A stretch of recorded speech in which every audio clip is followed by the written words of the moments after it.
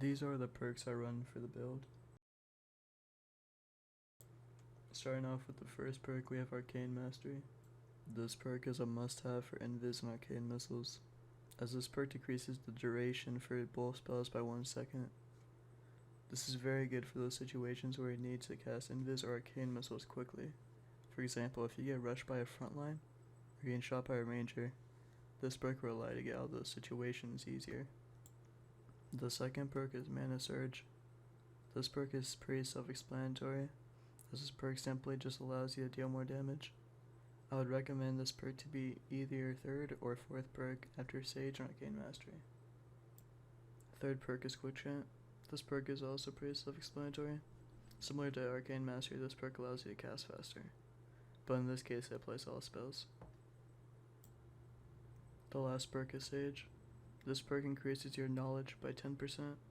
I heavily recommend this perk for 10 spell, as it requires you to get less knowledge than if you didn't run this perk.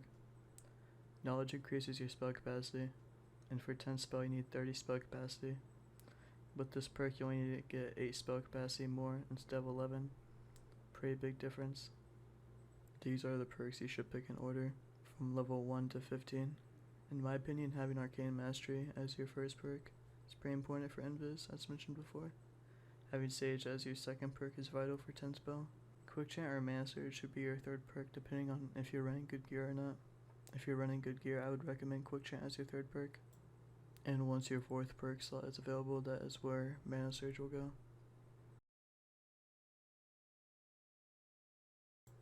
This is what my spell loadout looks like.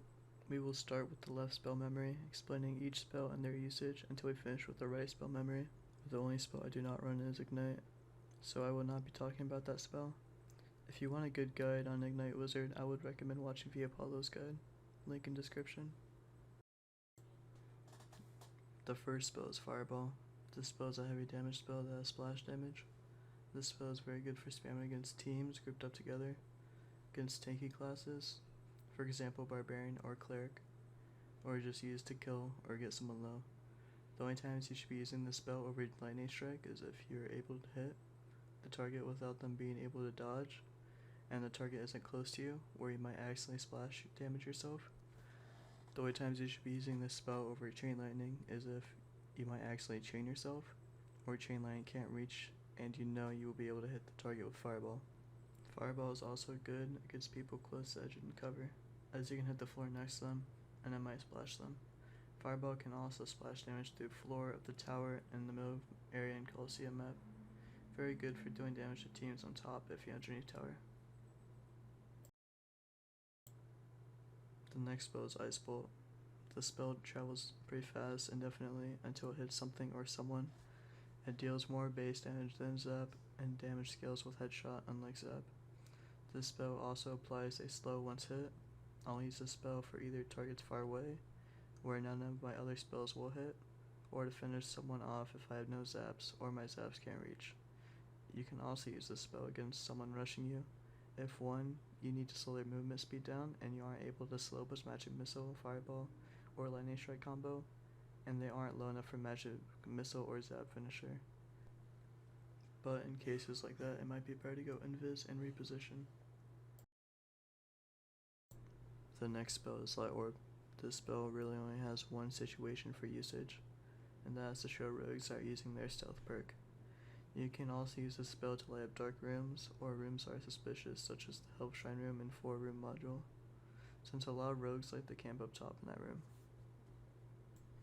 It is also good to precast Magic Missile or Zap, or to go Invis preemptively if you're following your Light Orb in an unfamiliar area, or if you know there's a rogue close by. The next spell is Slow.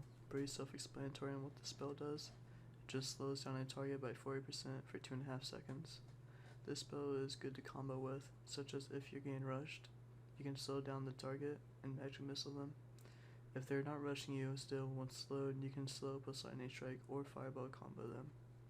Slow is also good if your teammates find someone and you're worried you might hit them with your damage spells. Instead, just slow the target down so if they try to run away or chase your teammate, they won't be able to. The next spell is Chain Lightning. This spell is very good against teams grouped up together or against someone with either an alive or a dead mob next to them, as it bounces from one person, dead body, or mob to the next, dealing heavy damage. You can chain lightning off dead bodies of mobs, but not off dead bodies of players. You should always find opportunities to use this spell, as it creates a massive advantage if you can even get one off. Don't be afraid to use this spell in 1v1 situations too. In this clip where I fought a certain rogue named Repose, I had the opportunity to chain lightning off the dead mob and secure the kill faster, but I didn't. Only use chain lightning if you know for a fact it won't have bad consequences for you or your team, such as bouncing off and hitting you or your teammates. The next spell is Lightning Strike. This spell is very good for medium to close quarter situations, deals heavy damage, able to be casted quicker, a lot harder to dodge, and applies a slow on hit. This spell is one of the spells you will be using quite a bit when it comes to fighting most classes. The only time you should be using Lightning Strike over Fireball is if you're close enough where you can get rushed, where the Lightning Strike still would be effective. Fireball could be dodged, you regain rush but have time to cast a spell.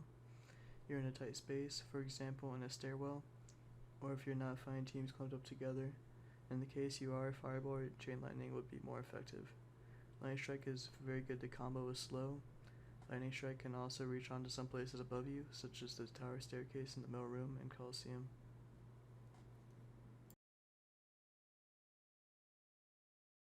The next spell is Magic Missile. This spell is one of your main spells for PvE. This spell is also very good for PvP, but I only use it in a few situations. For example, if you get rushed by a melee, you can slow plus Magic Missile combo for a burst of damage. Another way to use a spell which not much people do is zoning. It's a good way to stop a rush by Magic Missiling next to the edge of cover or into a doorway to buy yourself or your team time, or to stop someone or a team from rotating. Magic Missile can also be good against someone standing still, such as someone opening a portal or a cleric standing still earthquaking. A way to use Magic Missile offensively is to rush with haste, invis, and Magic Missile in the back. This works effectively against ragers with their bow out, clerics with their spellbook out, or wizards that are ignited. I would not recommend doing this to someone that has a melee out, or a ranger that's triple shot or multi-shot activated. Magic Missile is also good to finish rogues off. When you get rushed by a rogue, usually they're faster than you. So either invis to reposition if able to, or worst case scenario, Magic Missile them to death. When Magic Missiling in PvP, you will usually stop casting midway to avoid getting hit, or to use another spell. A good way to think of Magic Missile is a quick burst of damage. The only times you'll probably use Magic Missile is in a close quarter situation. The next spell is Invisibility. There's a lot of situations where Invis is effective. It is pretty much one of your most important defensive and kiting spells.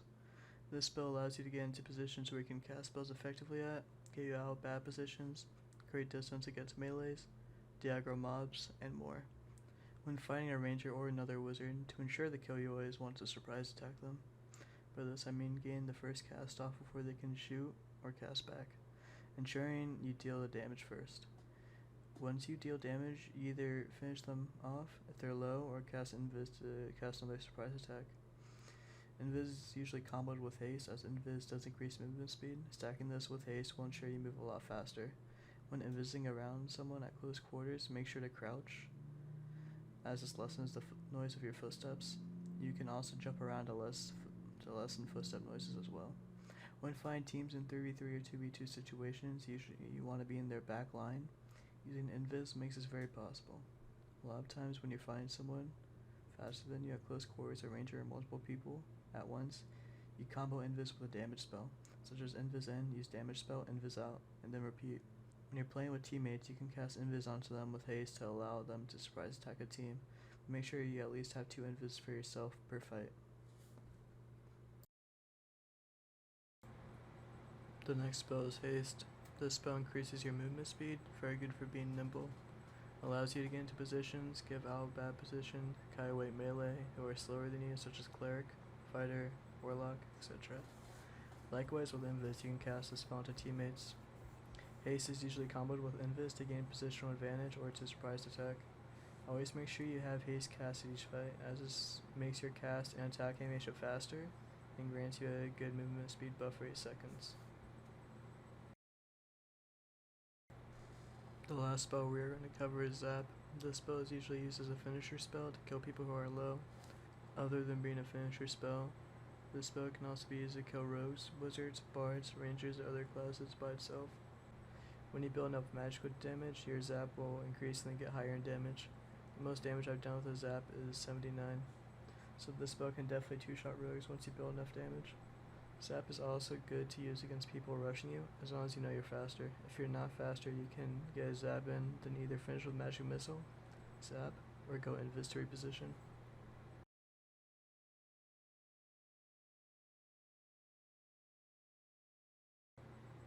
With gear, you want to stack enough knowledge for 30 spell capacity. Once you have enough, you can either keep stacking attributes for faster cast speed, health, etc., or you can stack additional or true magical. For me, once I have around 40 knowledge and around 30 to 35 will, I will start stacking additional or true magical damage. I usually stack additional more than true, as additional magical damage can stack higher. The main stats for your gear you want to go for in order is all attributes, additional magical damage, true magical damage, and then knowledge. At least that's what my opinion is. You can stack knowledge stat instead of all if you can't find any pieces or you can't afford it. Knowledge stat on gear pieces is usually cheaper than all stat on gear pieces. For the gear piece types, having either Oracle Robe or Mystic Vestments as your chest piece is best. Pad leggings for your leg piece is usually ideal, and having rawhides as your gloves is also ideal. For hats and boots, you can choose whichever you want. For me, I like the wizard hat, as it's more stylish. For pendant, you either want badger pendant or necklace apiece. For rings, you usually want to have the ring resolve. You can use ring of courage as your second option.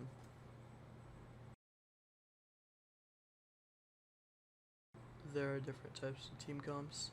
There is buff ball team comp, where you buff up a frontline with another support class, such as bard or cleric. There is team comps where you're the main DPS of the group, such as bard, cleric, wizard.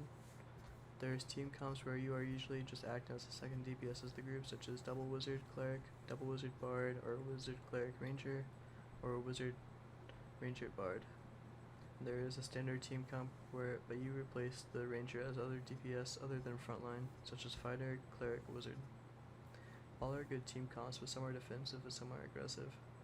The aggressive team comps usually involve a frontline, such as fighter, cleric, wizard, barbarian, wizard, bard, barbarian, wizard, cleric, or wizard, bard, cleric, where the cleric is the frontline as he stacks PDR. The more defensive team comps usually don't have a frontline, but have a lot of range options, such as wizard, ranger, bard, or wizard, ranger, cleric. For me, I usually play buff ball or bard, cleric, wizard team comp. The buff ball team comp I play is usually barbarian, cleric, wizard. You can choose a team comp based on what classes your friends play or what type of playstyle you're aiming for.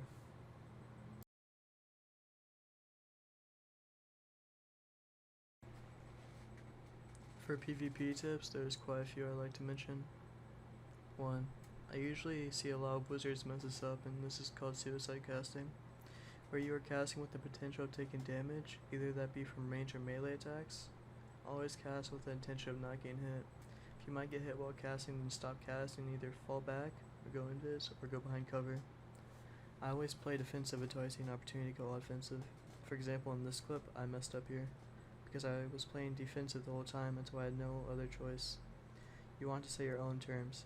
Don't have the enemies make you go offensive. Choose to go offensive once you're ready.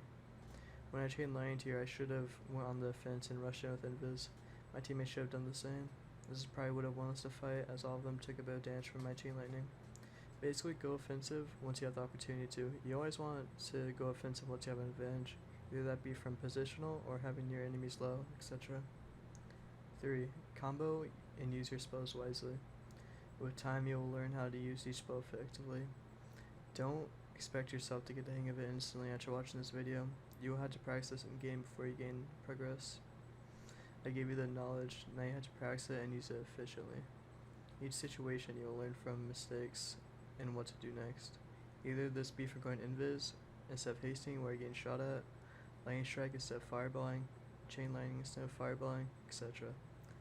4. Don't be afraid to go offensive. Rush into the backline, pick an angle, etc.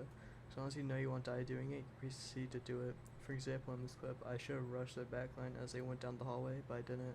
I played too defensively here and relied on my barbarian rushing in. If I went inside backline, I could fireball or chain lightning in the back as my Baron pushed from the front. This definitely will have secured the fight. When fighting rangers or wizards, you always want to deal damage before they can shoot or cast you back. Use invis to accomplish this, such as invis, magic missile, invis out, etc. 6. When teams are grouped up, don't go for a invis magic missile play. Instead go for invis, fireball, chain lightning, or lightning strike play. As if you don't, you have the chance to get rushed before you can invis out or even get 2 magic missiles out, which means it would have been more efficient to go for the latter. Crouch walk when close to people in invis. Too many times I see other wizards just run past and proceed to get their head chopped off by melee. Always crouch when you're next to someone while invis. Always keep your haste up mid-fight. Use your heavy damage spells before relying on Zap or Ice Bolt unless it's a class like Rogue, Ranger, or Wizard, where you know you can just kill them easily with Zap or Ice Bolt. When getting rushed by a faster class, use your invis to get out instead of running away with haste, as they will most likely catch up and kill you. Don't invis magic missile combo someone that has their melee out or triple shot, multi-shot, or magic missile activated or ready. When running away from a melee, you can put away your book and take off your clothes except for boots for faster move speed, but I would only do this in one situation. If you find one guy in a 1v1, 2v1, etc. situation, and there isn't anyone else near you. Always be aware of your surroundings, especially when fighting when there are mobs around, another team, or against ranged classes or classes that can go invis, such as Wizard, Rogue, Bard, etc. Always know who to target first in a fight, such as if the enemy team has a Ranger or a Wizard, target them first, then target Bard, then target Cleric, then target frontline. When playing against a team with a Cleric, always deal some damage to the frontline or the other class that's not the Cleric that you don't want to target yet. So the Cleric has to heal them and won't be focused on healing or helping the player you're targeting. Thank you for watching the video and learning about how to play 10 Spell Wizard. I hope I taught you something new or sparked your interest in playing the class. See you in the dungeon.